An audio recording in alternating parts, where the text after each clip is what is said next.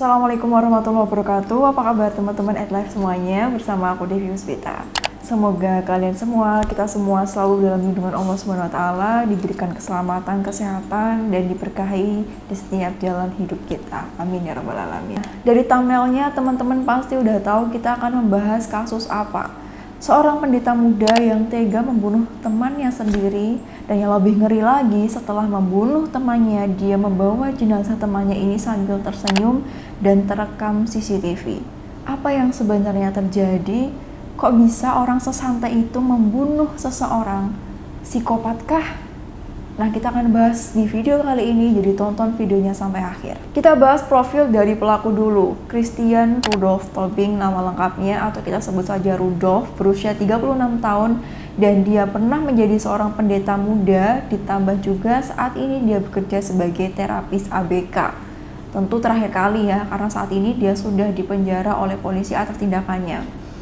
Terapis ABK, pendeta, ini adalah sebuah profesi yang nilai kemanusiaannya tinggi dan sangat jauh atau bertolak belakang dengan tindakan yang Rudolph lakukan. Kok bisa seorang pembunuh tapi profesinya seperti itu? Dia masuk sebagai pendeta muda di bulan Maret tahun 2022 di salah satu gereja di Bogor, teman-teman. Namun katanya terakhir kali dia nggak kelihatan lagi di bulan Juli tahun 2022, jadi hanya sebentar ya ketika dia menjadi pendeta ini. Dan ternyata Rudolph ini punya riwayat pendidikan yang bagus, di mana dia itu dulu sekolah di luar negeri sampai SMA. Kalau bagi kita ya, orang kuliah di luar negeri itu kayak keren banget gitu ya. Dan Rudolph itu termasuk dari orang yang menurut kita keren ini. Namun sayang sekali pendidikan dia harus terhenti karena dia dideportasi, teman-teman. Dia dideportasi karena ketika dia sekolah pas SMA itu dia juga sambil kerja full time. Sementara kalau di Amerika itu sebagai seorang pelajar tidak boleh kerja full time, bolehnya itu part time aja. Nah, gara-gara inilah dia melakukan sebuah pelanggaran dan akhirnya dikembalikan di Indonesia, karena pada saat itu pun status visanya adalah visa pelajar gitu, teman-teman. Kembali ke Jakarta, Rudolph melanjutkan pendidikannya di salah satu universitas di Jakarta, ambil jurusan teologi dan lulus pada tahun 2015. Nah, buat teman-teman sedikit informasi, jurusan teologi adalah jurusan yang mempelajari tentang ayat-ayat, kemudian mendorong mahasiswa untuk berpikir kritis tentang ayat-ayat tersebut sehingga dapat diaplikasikan dan disesuaikan dengan perkembangan zaman. Kurang lebihnya seperti itu. Jadi kalau misalkan dari jurusan teologi ini biasanya jadi pendeta, atau kalau Islam itu pendakwah seperti itu, atau dosen yang berkecimpung di dunia keagamaan. Seperti yang Rudolph lakukan, dia kan jadi pendeta muda kan. Nah, itu dari jurusan teologi yang dia pelajari sebelumnya. Fakta lain dari Rudolph, ternyata dia punya trauma masa kecil, di mana ketika dulu dia sering kali dipukulin sama ayahnya. Nah, ini penting sekali peran orang tua, peran pola pengasuhan yang baik untuk perkembangan anak. Karena apa yang anak alami di masa kecil, jika itu menimbulkan trauma dan tidak disembuhkan, bisa terbawa sampai dewasa. Gara-gara itu, Rudolph dia jadi tidak punya anger management atau pengelolaan marah yang baik, sehingga ketika ada konflik batin atau ketika dia merasa tidak nyaman, yang seharusnya orang normal itu mungkin bisa mengkomunikasikan, tapi bagi dia cara mengkomunikasikannya adalah dengan cara yang negatif. Ada yang banting-banting barang, ada yang menyakiti dirinya sendiri, ada yang menyakiti orang lain, yang bahkan tidak bersangkutan apapun terhadap rasa marah yang dia rasakan, atau rasanya itu meluap-luap seperti itu. Dan ini menjadi salah satu faktor yang menyebabkan Rudolph ketika dia merasa tersakiti, dia merasa dikhianati, kemarahannya memuncak, akhirnya dia melakukan tindakan yang sangat merugikan orang lain. Jadi ini pentingnya pola pengasuhan yang baik. Ayah ibu berperan dalam perkembangan anak untuk membuat anak menjadi merasa nyaman, merasa aman, karena anak butuh itu dalam perkembangan mereka. Kita kembali sedikit ke profesi Rudolph, di mana dia adalah seorang pendeta muda dan juga terapis ABK. Kok bisa seorang terapis ABK dan juga pendeta muda itu melakukan tindakan sekejam itu? Karena kita lihat ya teman-teman, seorang terapis ABK itu pasti sebelumnya kan dia mesti belajar ya. Sebelumnya pasti dia belajar tentang psikologi anak, kemudian psikologi anak itu juga macam-macam sekali, bagaimana cara menangani anak ini dan seperti itu. Dan ketika mempelajari ini pun itu pasti kita diberitahu sebab akibatnya. Misalkan contoh, Ketika anak nangis, itu sebabnya apa? Ketika anak seperti ini, itu sebabnya apa? Dan bagaimana cara menanganinya? Tapi kenapa dia tidak bisa melakukan itu terhadap dirinya sendiri? Ditambah juga pendeta muda. Seorang pendeta itu pasti kan mempelajari tentang ayat-ayat yang bersangkutan, di mana ini pasti sangat berhubungan sekali tentang emosi kita, tentang jiwa kita yang sehat itu seperti apa. Yang seharusnya semakin kenal itu semakin bisa mengendalikan emosinya. Tapi kenapa si Rudolf ini tidak bisa? Bisa jadi yang terjadi pada Rudolf adalah karena lukanya terlalu besar akibat masa lalu yang dia miliki ataupun perjalanan kehidupan dia yang kita tidak ketahui. Akumulasi luka ini yang aku bilang tadi belum disembuhkan, akhirnya membentuk sebuah sistem pertahanan diri di mana Freud, salah satu tokoh psikologi ini, menyebutkan reaksi formasi. Jadi ada macam-macam ya mekanisme pertahanan diri, dan salah satunya adalah reaksi formasi, yaitu merubah dorongan ego yang tidak dapat diterima, yang bikin cemas dan lain sebagainya, itu menjadi sesuatu yang sebaliknya. Nah, yang Rudolf alami adalah dia merasa bermasalah terhadap masa lalunya, terhadap inner child-nya, yang menyebabkan dia mengalami beberapa hal yang buruk dalam kehidupannya, dalam kondisi batinnya. Akhirnya dia menjadi sebaliknya, menjadi pendeta muda itu tadi, menjadi terapis ABK, padahal yang perlu diterapi adalah dirinya sendiri. Dan apakah ini sehat? Tentu tidak sehat, karena ketidaknyamanan yang kita rasakan itu seharusnya diatasi, seharusnya diterima, seharusnya diakui. Dan yang terjadi pada Rudolf adalah dia mencoba untuk mengelak, dia berusaha untuk melupakan, dia berusaha untuk tidak merasakan itu, sehingga lukanya ini masih ada, dia coba untuk tutupin dan tidak diatasi. Tapi yang namanya luka belum sembuh, ketika dia kepencet, ketika dia ke-trigger, akhirnya malah sakit sekali rasanya. Dan yang terjadi pada Rudolf adalah luka ini mungkin ke-trigger dengan perasaan dia dulu merasa tidak diterima, dia dulu merasa ditinggalkan, dia merasa tidak berharga dari ayahnya misalkan seperti itu. Luka ini kebawa sampai dia dewasa, sehingga ini mengakibatkan hubungan dia bersama dengan temannya juga. Akhirnya rasa kecewa Rudolf yang tidak teratasi ini menjadi sebuah dorongan untuk dia melakukan tindakan yang buruk, untuk melakukan tindakan kejahatan. Sekarang kita bahas tentang kronologinya. Di hari Senin, Ica diajak Rudolf untuk podcast bareng. Jadi motifnya adalah podcast bareng di sebuah apartemen. Di sini Rudolf mengatakan bahwa podcast ini disponsori oleh produk kesehatan, sehingga Ica pun juga tidak menaruh curiga apapun, karena pun mereka adalah teman yang bisa disebut akrab ya. Umur mereka pun sama-sama 36 tahun.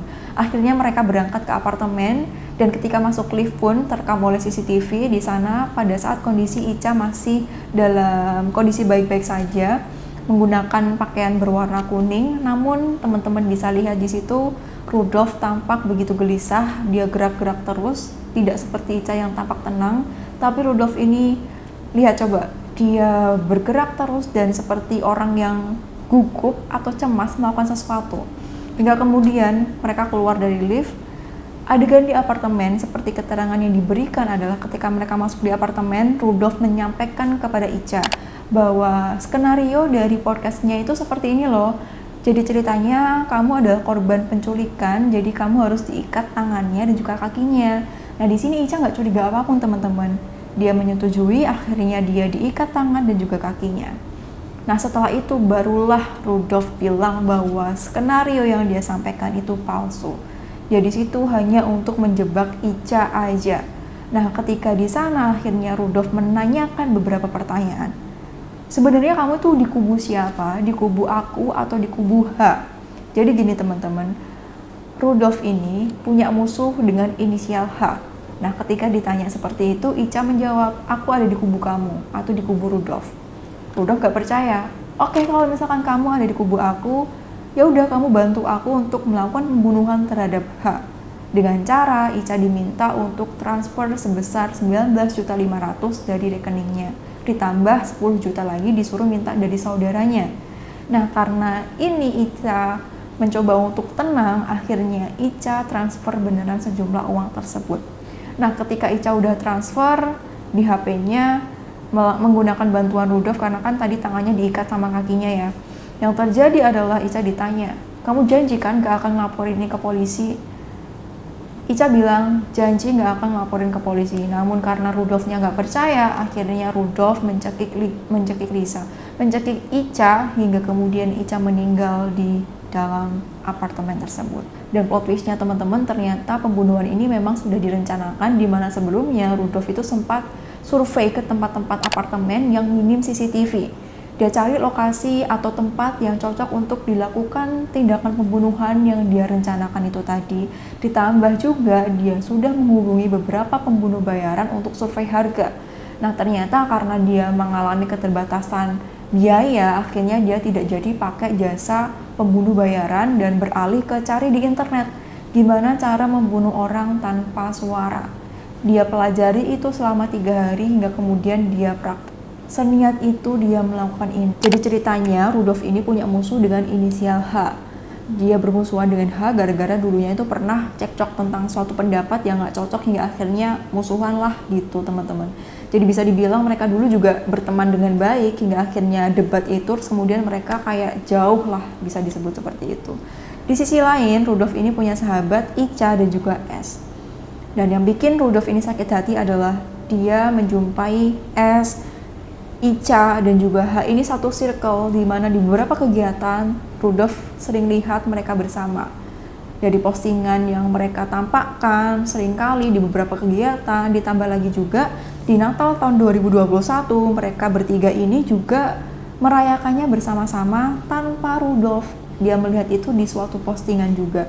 Hingga akhirnya perasaan yang awalnya merasa terkhianati itu mungkin segini, jadi segini. Hingga akhirnya terkumpul dan juga merasa, oke, dia kan sahabat aku, tapi kenapa dia bersama musuh aku? Jangan-jangan aku dikhianati sama dia. Jangan-jangan aku ditinggali, jangan-jangan dia berada di kubunya orang ini. Hingga akhirnya perasaan dikhianati, merasa tidak diterima dan sebagainya ini berkumpul menjadi dendam dan akhirnya dieksekusi dengan tindakan pembunuhan. Dan hal ini tidak pernah dibenarkan dalam bentuk apapun karena kesimpulan yang diambil oleh Rudolf ini, kalau di istilah psikologinya ada cara berpikir seseorang yang lebih mengarah ke bias negatif disebut dengan distorsi kognitif. Dan cara pengambilan kesimpulan Rudolf ini bisa disebut dengan arbitrary inference, di mana ketika dia melihat petunjuk kecil ataupun gak ada petunjuk sama sekali, dia menganggapnya seperti pikirannya sendiri. Oke, berarti kalau kamu berinteraksi dengan musuh aku, berarti kamu sekubu sama dia. Berarti kamu mengkhianati aku, berarti kamu membenci aku juga, berarti kamu juga musuh aku. Nah, ini adalah cara berpikir yang berbahaya sekali. Ketika teman-teman, pelajarannya yang bisa kita ambil dari ini, ketika kamu merasa tidak nyaman dengan perasaan kamu atas sesuatu yang kamu lihat, atas sesuatu yang kamu persepsikan, atas sesuatu yang kamu asumsikan, itu harus dikomunikasikan dulu. Apakah benar seperti yang aku pikirkan? Apakah benar seperti yang aku kira? Karena apa yang terjadi di dunia ini itu maksudnya beragam sekali. Apa yang kita lihat biru itu belum tentu biru. 6 itu belum tentu 3 tambah 3. Bisa 2 tambah 4, bisa 1 tambah 5, 5 tambah 1, ataupun yang lainnya. Dan disinilah pentingnya kita mempelajari tentang pengelolaan emosi. Karena yang namanya hidup ya teman-teman, ada beberapa hal yang bikin kita kecewa, yang bikin kita marah, beberapa harapan yang tidak terwujud, atau beberapa ekspektasi yang tidak sesuai dengan kenyataan. Beberapa efek yang kita rasakan dalam perasaan kita ini perlu diatasi dengan baik. Marah misalnya, marah itu harus tetap dikomunikasikan. Nggak harus dengan cara kamu membanting sesuatu, nggak harus dengan cara kamu berteriak-teriak. Kamu bisa marah dengan cara elegan. Aku marah dan aku tidak nyaman dengan kondisi seperti ini. Apa yang harus aku lakukan? Sinyal marah yang kamu rasakan ini adalah berarti harus diatasi, bukan malah dieksekusi dengan tindakan yang merugikan diri sendiri atau merugikan orang lain. Itu teman-teman. Kalau merasa, kok aku sulit ya mengontrol amarahku dan aku seringkali secara tanpa sadar meluap-luap, kemudian membanting sesuatu atau aku kehilangan kendali dengan marah yang aku rasakan. Dicari solusinya, apa yang bermasalah dengan diri saya. Apakah ada trauma masa lalu yang menyebabkan ketika ke-trigger sesuatu jadi meledak-ledak seperti itu? Atau ada apa? Itu perlu diselesaikan. Sehingga tidak merugikan diri sendiri dan juga orang lain. Kalau terjadi seperti ini, menimbulkan korban nyawa bagi keluarga yang ditinggalkan oleh korban, bayangkan betapa sedihnya. Begitu juga dengan korban yang nggak salah apa-apa, yang ini sebenarnya bisa diselesaikan dengan cara baik-baik. Bisa berdamai misalnya seperti itu. Atau kita juga mau lihat ke diri sendiri, what's wrong with me? Apa yang harus aku perbaiki? Kok aku merasa seperti ini di beberapa tempat, dimanapun aku berada, kok perasaan gak nyaman ini selalu aku bawa ya, selalu aku rasakan dan berpola. Ada apa yang terjadi? Bisa jadi yang perlu diatasi adalah diri kita juga.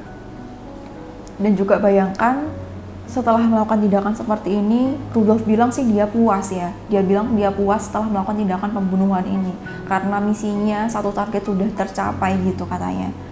Tapi coba bayangkan efek jangka panjangnya. Apakah benar-benar baik? Apakah ini akan benar-benar memuaskan kamu? Kepuasan itu apa sih teman-teman? Kepuasan adalah sesuatu yang bersifat sementara dan itu bertahan tidak lama. Apakah yakin kamu akan mengorbankan masa depan berharga yang begitu panjang dengan tindakan sesaat yang tersesat? Dan di Rudolf ini kan dia punya anak, dia punya istri. Coba bayangkan bagaimana anaknya, bagaimana istrinya melihat ayahnya atau melihat suaminya melakukan tindakan sekeji itu. Bagaimana coba? Ini tindakan yang dilakukan beberapa jam, tapi traumanya bisa seumur hidup. Memang trauma itu bisa disembuhkan.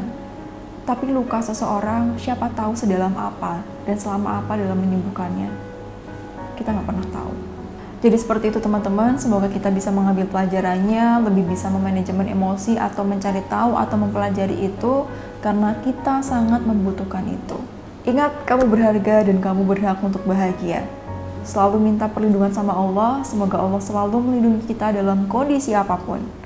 Jaga kesehatan, sampai jumpa di video selanjutnya bersama aku Devi Usrita. Wassalamualaikum warahmatullahi wabarakatuh.